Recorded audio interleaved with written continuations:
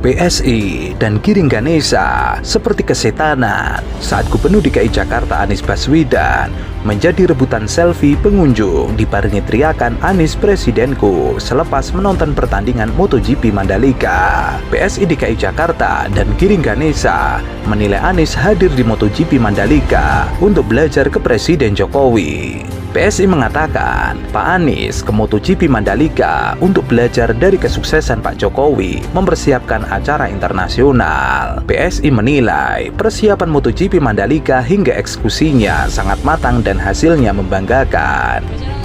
Kayak ya emang udah bagus sih, tapi ini euforianya lebih kerasa gitu, soalnya kan real secara langsung di depan mata gitu, jadi lebih semangat, lebih senang. Sangat surprise pemerintah kita bisa mengadakan event internasional. Kita mau nonton di sini karena emang senang MotoGP. Terus kan mumpung di Indonesia, jadi kan deket, jadi sekalian aja kan sirkuitnya juga baru. Penasaran sama sirkuit di Indonesia. Kalau perkembangan UMKM-nya sih lumayan bagus sih Mas, meningkat gitu ya. Karena orang-orang sendiri juga antusiasnya tinggi kan di Indo untuk datang ke sini juga kan. Terus menarik masa buat ke UMKM-nya juga jadi oke sih. Alhamdulillah dengan adanya MotoGP ini, ya jadi 2 hari ini sudah alhamdulillah maksimal, sudah ada hasil kita. Betul-betul di NTB, di Mandalika, boom, semua orang datang ke sini, hotelnya penuh, sampai pada motel, sampai pada guest house, sampai pada rumah temennya. Ada yang nginep di rumah temennya. Tapi jauh lebih baik, termasuk podiumnya ini dibandingkan pada saat ya Superbike kemarin. Bagus. Ya ini sebuah event besar dari olahraga motor yang sangat luar biasa, dan saya ingin menyampaikan terima kasih yang sebesar-besarnya terutama pada masyarakat NTB, masyarakat Lombok yang telah memberikan dukungan penuh, dan juga seluruh pihak yang baik penyelenggara maupun seluruh pekerja yang telah bekerja siang malam menyiapkan event besar ini. Memang masih ada hal yang perlu dievaluasi, diperbaiki. Saya kira ini event jangka panjang, tahun depan akan kita perbaiki lagi apabila ada kekurangan-kekurangan, dan saya ingin menyampaikan selamat pada semuanya. Selamat. Sementara Anies sudah menjanjikan Formula E dan gelarannya sedang dikebut untuk kejar tayang. Setelah menyaksikan kesuksesan MotoGP Mandalika, PSI berharap Pak Anies banyak belajar dari Jokowi dan bisa segera fokus persiapkan Formula E. Jangan sampai pelaksanaan acaranya jomplang dibandingkan MotoGP. Menurut PSI, MotoGP yang telah diselenggarakan Jokowi telah menjadi standar penyelenggaraan internasional. PSI mengingatkan jangan sampai penyelenggaraan Formula E di Jakarta di bawah ekspektasi. Harusnya Pak Anies menunjukkan pembelajaran apa yang bisa diambil untuk kesuksesan Formula E, entah dari sisi promosi, partisipasi masyarakat, dampak perekonomian. Semua banyak yang bisa dipelajari dan diadopsi, mengingat agenda Formula E sudah sangat mepet. Sebelumnya, postingan Gubernur DKI Jakarta Anies Baswedan membuat para buzzer politik dan juga PSI kepanasan. Karena dalam video tersebut, Anies Baswedan menjadi rebutan selfie pengunjung selepas menonton pertandingan MotoGP Mandalika. Bahkan pengunjung meneriaki Anies Baswedan sebagai presidenku.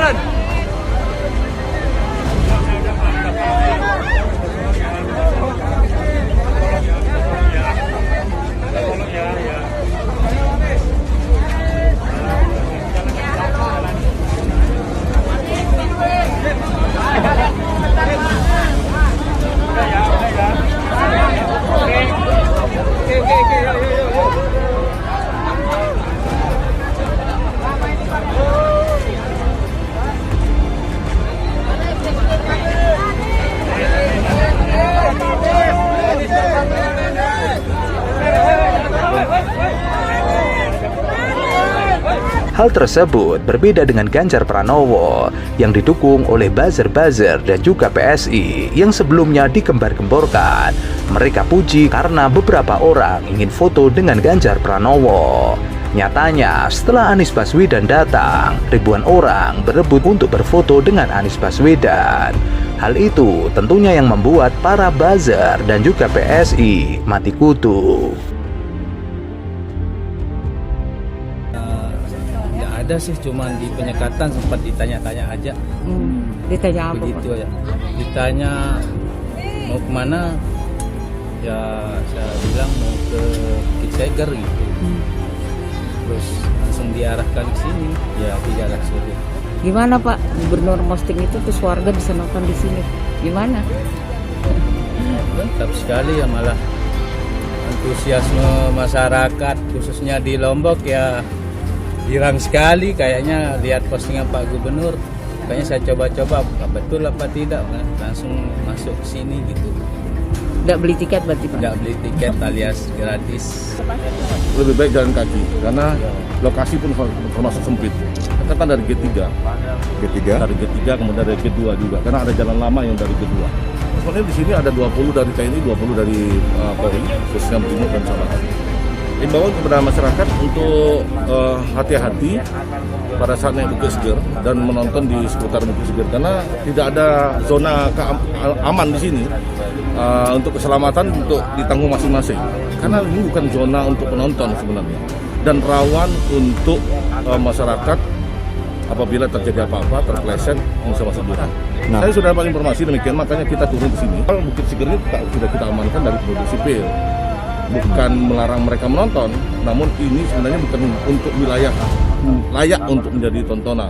Kemacetan di sekitar sirkuit Mandalika, Lombok Tengah, Nusa Tenggara Barat membuat sejumlah penonton Pertamina Grand Prix of Indonesia alias MotoGP Mandalika terpaksa pulang jalan kaki sampai area parkir. Sebab shuttle bus yang seharusnya menjemput mereka terjebak macet. Setelah balapan selesai, ratusan penonton keluar melalui terowongan 1, kemudian berjalan menuju posko penjemputan penonton. Namun, setelah sampai di sana tidak ada bus yang antri untuk menjemput penonton yang akan pulang, sehingga mereka diarahkan untuk naik bus di depan sirkuit. Tetapi tidak ada kendaraan bus yang menjemput penonton. Beberapa warga sempat bertanya kepada petugas, namun mereka tetap diarahkan untuk menunggu karena shuttle bus terjebak macet setelah mengantar penonton sebelumnya ke area parkir barat, sehingga para penonton harus berjalan kaki dan penonton lainnya masih menunggu di depan pintu sirkuit Mandalika.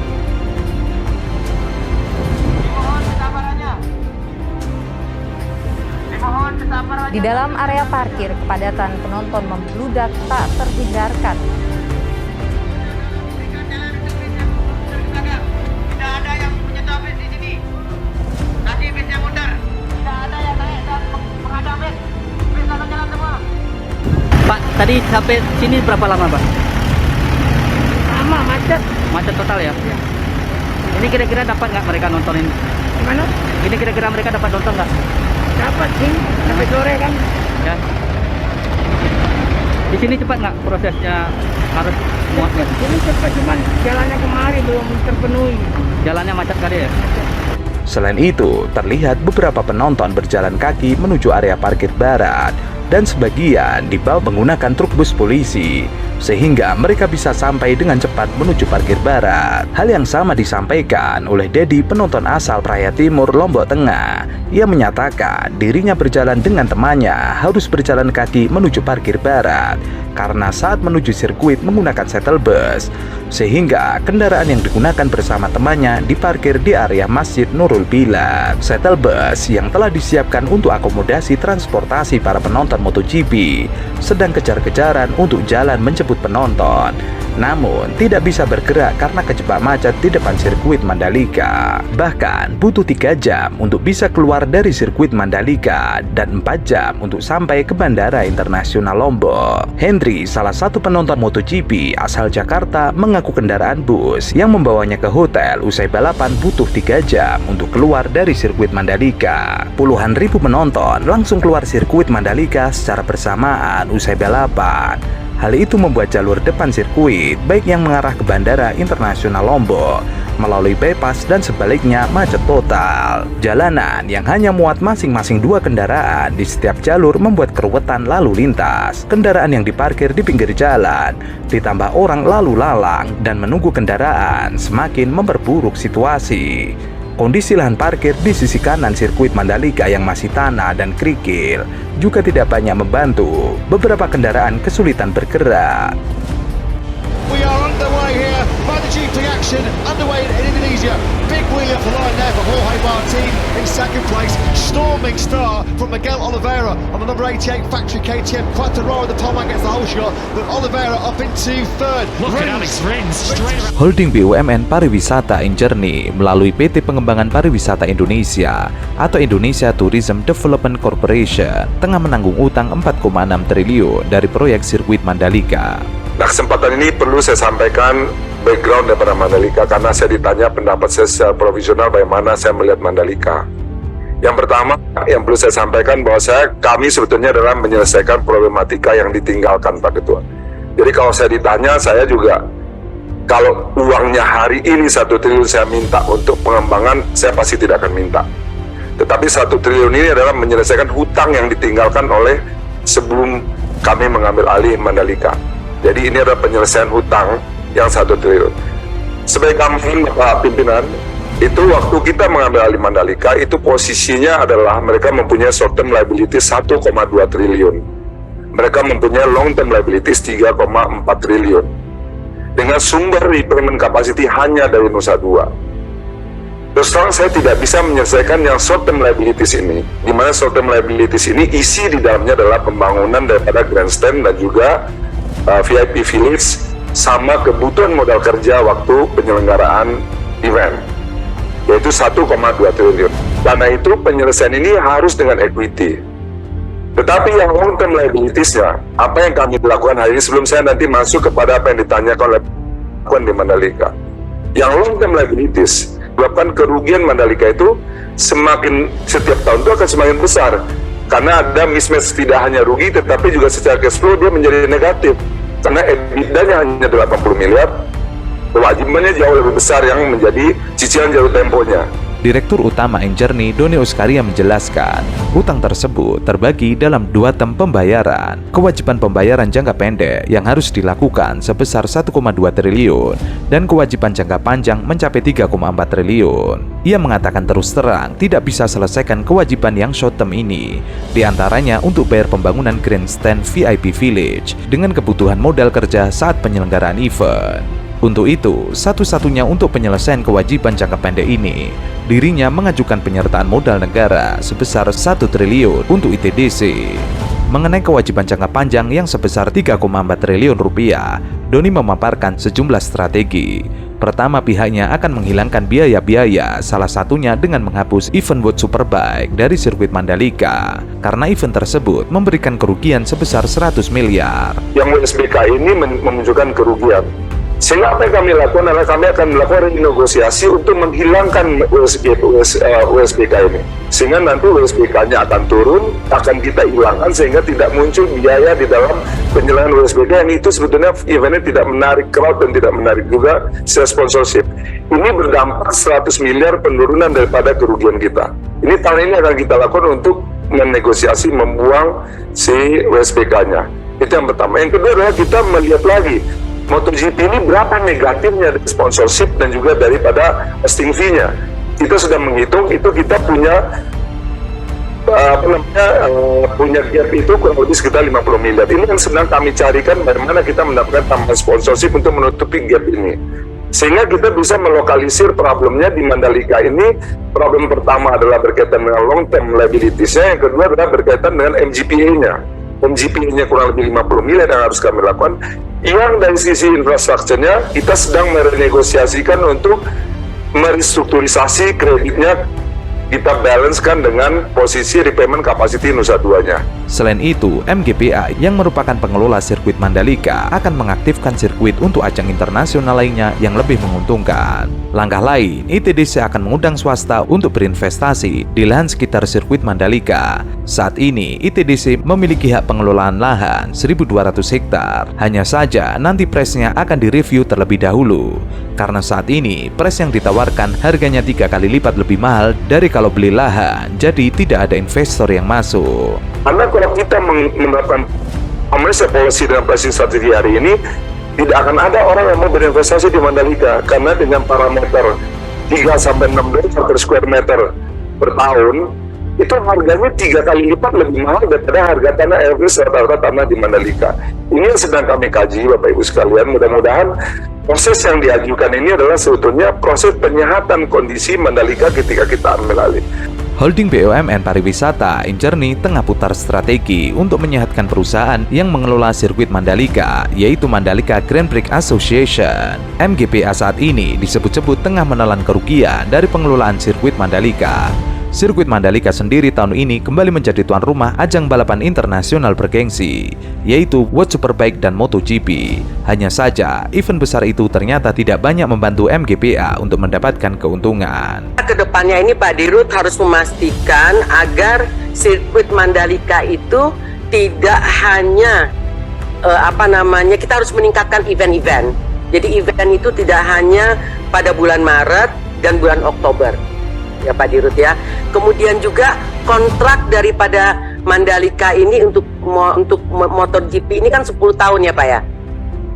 10 tahun, setahu saya 10 tahun. Nah, ini kan sementara investasi yang dilakukan ini adalah investasi jangka panjang. Nah, ini harus ada planning ke depan. What next? Ya kan, after 10 years ini seperti apa? Kalau enggak ini nanti jadi hambalang kedua, hambalang ketiga Pak. Untuk diketahui, para buzzer dan juga para oligarki sering mengkritisi pagelaran ajang balap Formula E. Mereka membandingkan dengan pagelaran MotoGP di Mandalika. Padahal pagelaran MotoGP di Mandalika sampai saat ini masih menyisakan problem. Belum lagi biaya pembangunan sirkuit Mandalika yang terus naik. Terbaru, penyelenggaraan MotoGP Mandalika 2022, Mandalika Grand Prix Association berutang kepada Rumah Sakit Umum Daerah Nusa Tenggara Barat sebesar 7,8 miliar rupiah. Utang tersebut tercatat di laporan hasil pemeriksaan operasional Badan Layanan Umum Daerah RSUD dan Rumah Sakit Jiwa Mutiara Sukma tahun anggaran 2022. Direktur Utama RSUD NTB, lalu Herman Mahaputra membenarkan utang MGPA tersebut. Ia telah melaporkan ihwal utang itu kepada Gubernur NTB Zulkifli Mansyah dan Wakil Gubernur NTB Siti Rohmi Jalila. Herman menjelaskan telah beberapa kali bertemu dengan jajaran direksi MGPA untuk menagih utang pekerjaan layanan kesehatan saat pagelaran MotoGP. Namun ia belum bisa memastikan kapan MGPA bisa digelar. Herman memastikan keuangan RSUD NTB tetap baik meski memiliki piutang 7,8 miliar rupiah. Pelayanan kesehatan di rumah sakit itu juga tidak akan terganggu. LHP operasional Badan Layanan Umum Daerah RSUD dan Rumah Sakit Jiwa Mutiara Sukma tahun anggaran 2022 menyebutkan RSUD NTB menaikkan perjanjian kerjasama dengan MGPA dalam rangka penyelenggaraan rujukan pelayanan kesehatan pada perhelatan MotoGP 2022 di sirkuit Mandalika. Pekerjaan penyediaan layanan kesehatan event official tes MotoGP dengan nilai 3,7 miliar.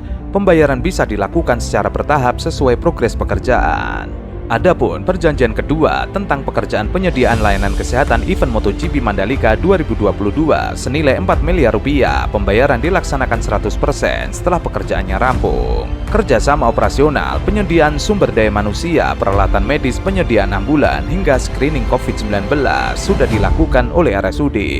Kerjasama rujukan pelayanan kesehatan medis ini khusus bagi para pembalap dan ofisial selama penyelenggaraan MotoGP 2022. Untuk diketahui, anggaran pembangunan sirkuit Formula E naik menjadi 60 miliar.